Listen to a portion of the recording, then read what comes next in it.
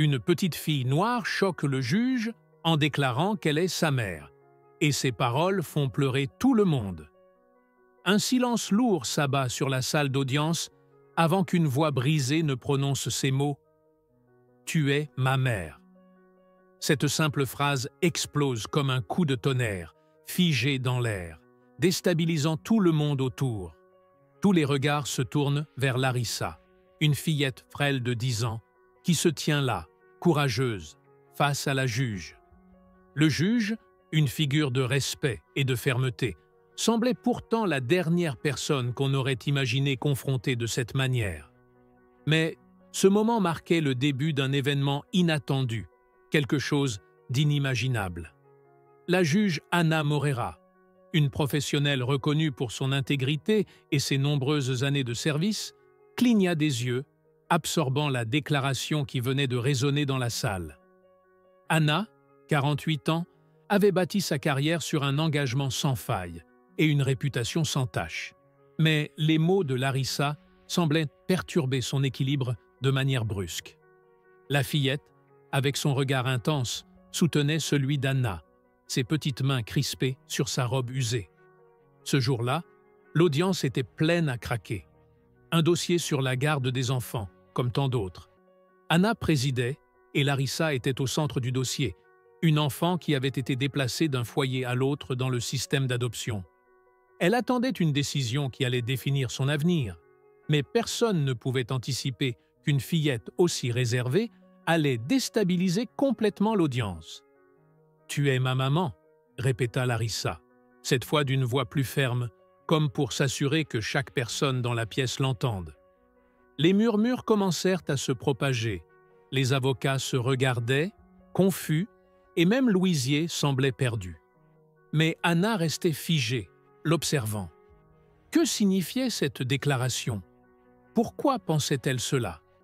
Était-ce juste une hallucination de l'enfant, ou y avait-il une réalité que la juge avait longtemps ignorée? Larissa ne fléchissait pas. Il y avait dans ses yeux une certitude implacable. Elle ressentait profondément que cette femme, dans la robe noire en face d'elle, portait une signification particulière. Tout semblait enfin avoir un sens. Anna, elle, se retrouva submergée par un flot de souvenirs, des moments de sa jeunesse, il y a des décennies, quand elle n'avait que 20 ans. À cette époque, elle avait fait l'un des choix les plus difficiles de sa vie. Jeune, seule et vulnérable, elle avait pris la décision d'abandonner son bébé pour l'adoption. Ce moment-là, cette décision, la suivait silencieusement, toute sa vie. Les avocats tentaient en vain de reprendre le contrôle, mais il était impossible d'ignorer ce qui se passait dans cette pièce. Anna prit une grande inspiration, cherchant à retrouver sa tranquillité d'esprit. « Larissa, s'il vous plaît, asseyez-vous. Ce n'est pas le moment, » dit-elle d'une voix autoritaire, bien qu'une hésitation l'entoura. Mais Larissa refusa de se laisser intimider. « Je sais que c'est vous, » insista-t-elle. « J'ai vu votre nom, j'ai vu les papiers. » Ses yeux brillaient de larmes, mais sa voix restait forte. « Vous êtes ma mère. » Un silence total envahit la salle. Chacun attendait la réaction de la juge. Anna fixa Larissa, mais il y avait quelque chose de nouveau dans son regard. Ce n'était plus seulement une réponse professionnelle ou une tentative de maintenir l'ordre. C'était bien plus profond, une émotion qu'elle ne pouvait plus dissimuler. Les secondes paraissaient des minutes. Anna sentait la pression des regards peser sur elle. Mais ce qui pesait encore plus lourd, c'était la vérité qu'elle avait tenté de fuir pendant des années. La petite devant elle n'était pas un cas comme les autres. Il y avait une partie d'elle qui savait que Larissa disait vrai, bien que tout en elle tentait de nier cette réalité. « Messieurs, la cour va suspendre l'audience pour 15 minutes, » annonça Anna d'une voix tremblante. Elle se leva rapidement et se dirigea vers son bureau, laissant la salle dans un état de stupeur. Chaque pas qu'elle faisait était marqué par l'accélération de son cœur et par le poids d'une vérité qu'elle ne pouvait plus ignorer. Alors que des murmures de confusion et de curiosité parcouraient la salle d'audience, Larissa s'assit lentement, les larmes coulant sur son visage. Ses mains tremblaient, mais dans son cœur, elle ressentait un petit sentiment de victoire. Elle avait dit ce qu'elle avait à dire. À présent, c'était au tour d'Anna de réagir. Dans ses quartiers privés, Anna se laissa tomber dans son fauteuil, la tête entre les mains, cherchant à contenir les émotions qui menacèrent de surgir. Elle savait parfaitement ce à quoi Larissa faisait référence. Le souvenir de la décision prise des années auparavant la frappait de plein fouet. Elle tenta de se convaincre que ce n'était qu'une coïncidence, mais la ressemblance dans les yeux de la jeune fille était indéniable, ces yeux qu'elle avait vus dans le miroir chaque nuit en essayant de tourner la page. Les minutes s'égrenaient comme un tourbillon. Anna savait qu'elle devait retourner au tribunal, mais comment faire face à cette situation? Comment continuer à maintenir son autorité face à une réalité qui venait de surgir au plus profond de sa vie? Une fois la pause terminée, Anna prit une profonde inspiration et se rendit de nouveau dans la salle d'audience. Chaque pas semblait plus lourd que le précédent, et le poids de la vérité semblait se renforcer à chaque mouvement. En reprenant sa place, elle croisa le regard de Larissa, qui la fixait à son tour, pleine d'espoir et de vulnérabilité. Beaucoup de choses restaient à dire, mais Anna savait que ce n'était pas le moment d'aborder toute la situation. Cependant, il fallait faire quelque chose. « Larissa », dit Anna d'une voix plus douce que précédemment. « Nous allons résoudre cela, mais pour l'instant, nous devons poursuivre l'audience. Je demande à tout le monde de rester concentré sur ce qui est le mieux pour toi. » Les avocats reprirent leur rôle, mais aucun des présents ne pouvait ignorer ce qui se passait.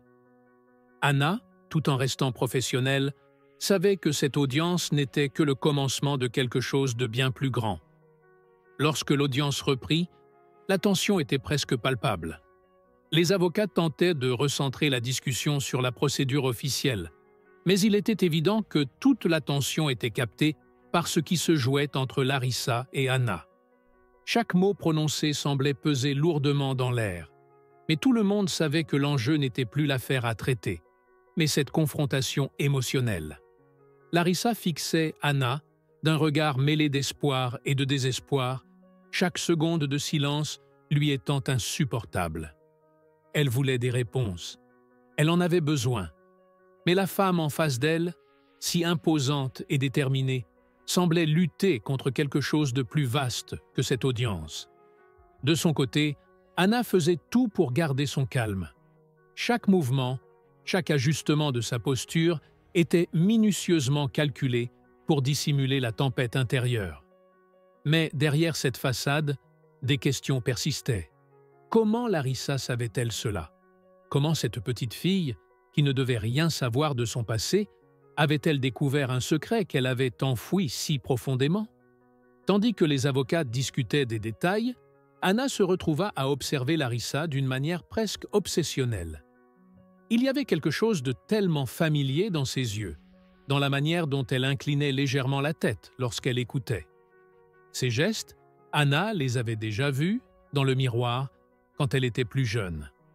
Elle tenta de repousser ses pensées, mais elles revenaient inlassablement, l'obligeant à faire face à une réalité qu'elle avait toujours voulu fuir. « Continuons avec les déclarations », dit Anna, forçant sa voix à rester ferme. Mais personne dans la salle ne semblait convaincu par son calme, pas même elle-même. Pendant ce temps, Larissa suivait chaque mouvement de la juge, avec une détermination et une anxiété palpables. Peu importe la difficulté de la situation, elle savait que ce moment était crucial. Elle avait attendu toute sa vie pour découvrir la vérité. Et maintenant qu'elle y était presque, elle ne pouvait plus se détourner. Elle se rappela des nuits passées dans le foyer d'accueil, à scruter des papiers cachés dans l'armoire de l'assistante sociale. Parmi eux, il y avait un nom, Anna Morera, et à côté, le sien. Pendant des années, Larissa avait gardé cette information comme un trésor précieux, répétant ce nom dans sa tête à chaque instant de doute. Mais aujourd'hui, ce nom n'était plus un simple rêve. C'était devenu sa réalité. Après la promesse d'Anna, Larissa partit, Mais un étrange calme s'installa entre les deux femmes. La juge savait que le chemin à parcourir ne serait pas facile. Restaurer une relation brisée par le temps et la distance prendrait des années, voire plus. Mais pour la première fois depuis longtemps, Anna ressentit une étincelle d'espoir. Elle n'était plus seule avec ses regrets. Elle n'était plus seule avec ses secrets. Les mois suivants furent marqués par des hauts et des bas. Les premières rencontres entre Anna et Larissa étaient prudentes, parfois hésitantes. Larissa, ne lui faisant que peu confiance au début, analysait chaque geste et chaque parole d'Anna. Elle avait souffert trop longtemps dans les foyers, se sentant invisible et rejetée. Elle était l'enfant abandonné par celle qui aurait dû être sa mère, et il faudrait plus qu'un simple acte de réconciliation pour réparer ce lien. Mais Anna était prête. Chaque sourire timide de Larissa, chaque geste de confiance était un pas vers la guérison. Elle parlait de tout, de la vie d'Anna, de son passé, et surtout de ce qu'elle avait ressenti à l'époque.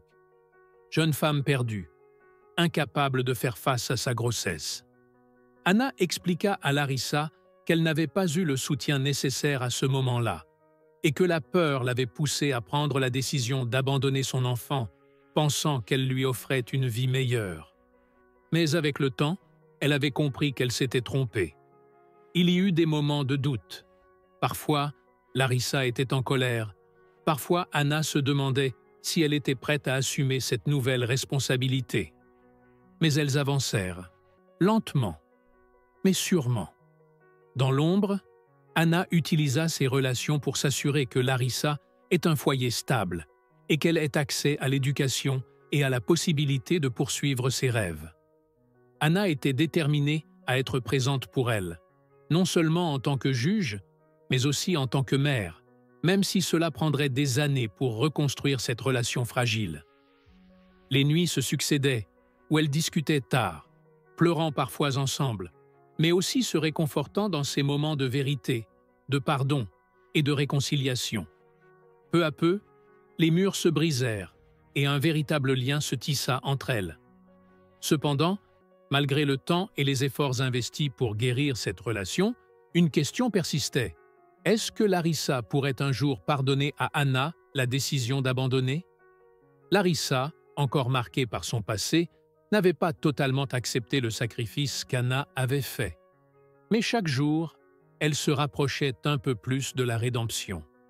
Finalement, Anna proposa d'adopter officiellement Larissa. Ce geste symbolique ne ferait pas disparaître la douleur ni les erreurs du passé, mais il scellerait leur nouvelle relation. Larissa accepta, et ainsi, un chapitre difficile de leur vie se clôtura pour en ouvrir un autre, fait de guérison, d'amour et de compromis. Avec les années, elles devinrent une véritable famille. Larissa, l'enfant abandonné, trouva enfin son chez-soi. Anna, la juge, réconcilia son passé, et ensemble elles apprirent à vivre dans le présent, sans oublier d'où elles venaient. Et bien que leur voyage de réconciliation ne fut jamais parfait, il devint leur voyage. Un voyage qui leur apprit que la vérité, aussi douloureuse soit-elle, a le pouvoir de réparer ce qui semblait irréparable, et que parfois, il faut tout perdre pour pouvoir tout reconstruire.